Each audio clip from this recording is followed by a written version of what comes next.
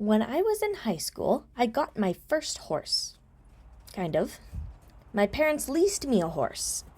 So I thought of him as mine and called him mine for an hour, 3 days a week, and every weekend there was a horse show. He felt like mine more than any other horse I had known before. His name was Buttons. He was a 14 two-hand chestnut Arabian and fit every single one of those stereotypes. For those of you who are not fluent in horse stereotypes, he was essentially a short redhead with something to prove who acted as if the air he breathed was made of caffeine.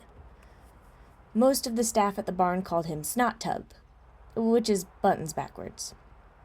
He is the kind of horse who is naughty on purpose. He looks for trouble. At some point in his life, he learned that if he scares the rider badly enough, they will get off and feed him dinner, and he never unlearned it. I don't think he ever anticipated meeting someone like me. Someone who has this weird egocentric character flaw where when I meet a horse that is challenging, I want to work with it more. I met him when I was searching for a trainer and a horse who could take me to more horse shows. I wanted to ride a horse at the county fair. Buttons was the only horse that bolted with me at my trainer's barn. So obviously that was the horse I wanted to take to the fair. The other horses were too boring. And that was the horse I rode, all throughout high school. He had quite the reputation that generally preceded him. For a short time, he was the most difficult horse at the barn. That was when Max was hired. Or at least we're going to call him Max. Max was a very kind middle-aged gentleman who wanted to work with and around horses so he could learn more about them. He loved horses and he was considering getting one himself. So he started working at my barn. Buttons was fully equipped to disabuse him of his fantasies.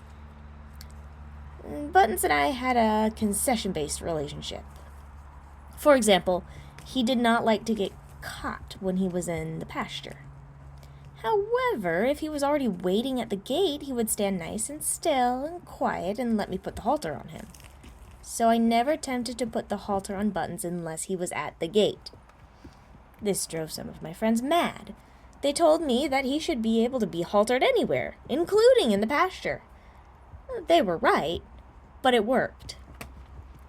When I would arrive to go play with my horse, I would always get one of 3 responses. He would either A, gallop to the gate as if he was pleased to see me and get haltered, B, wait for me to walk all the way out to him in the pasture, and then follow me all the way back to the gate where I would put the halter on him, or C, wait until I got to him in the pasture, spin, and gallop to the gate, and wait there for me, where I could then put his halter on, after he had made me walk all the way back to the gate without him. I would never know what response I would get until I got there that day. So it was not a huge surprise to me one day when I arrived and Max was making the walk of shame back to the barn and mentioned that Buttons had gotten away from him. The back 10 acres of the property was completely fenced in, so Buttons couldn't have gotten very far, but that's still 10 acres of chasing a warm-blooded horse who already knew he was in trouble. If you can't catch me, you can't scold me, na-na-na-na-boo-boo.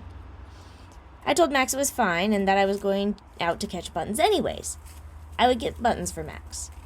I found Buttons grazing by the pond, and he let me pick up the lead rope, tie it around his halter like a set of reins, and ride him up to the barn.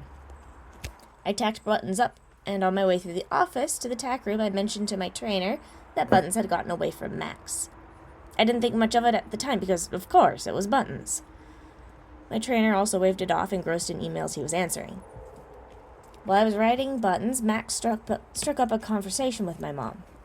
At some point, he asked her which horse her daughter rode, and she pointed to me, who was in the arena, and said, "Buttons."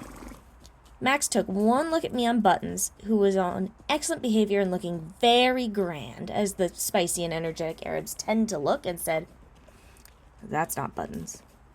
Either he couldn't believe that my mom would let her precious daughter ride such a dangerous creature, or couldn't believe his eyes at Buttons was actually behaving. Actually, it was probably both. Later in the week, during my lesson, my trainer mentioned the incident of Buttons getting away from Max. He said, "You told me Buttons got away from Max, but you didn't tell me that you saved his life." I certainly hadn't felt like I had done any life-saving. I just did the same thing I always did, every Wednesday. I went out to the back 10 and convinced Buttons it was a cool idea to come with me to the barn. A couple weeks later, I found out that Buttons had bit Max. Hard. The kind of hard that sends you to the hospital and gets you stitches. It did not heal well. He ended up with a pretty decent scar. Max quit soon after that. And this is the unfortunate reality of working with horses. Not all of them are polite, upstanding citizens. Many of them will test you for any sign of weakness, and if you don't show them that you're at least as stubborn as they are, they won't respect you. Some of them will try to scare you. I believe some of them think it's funny, like that practical joker that goes too far and doesn't understand why no one else is laughing. I don't honestly believe they're being mean. They just learned how to interact with humans through observable patterns. If I buck enough, my mom won't make me do my chores and I can keep sitting on the couch watching TV. But at least those horses aren't boring.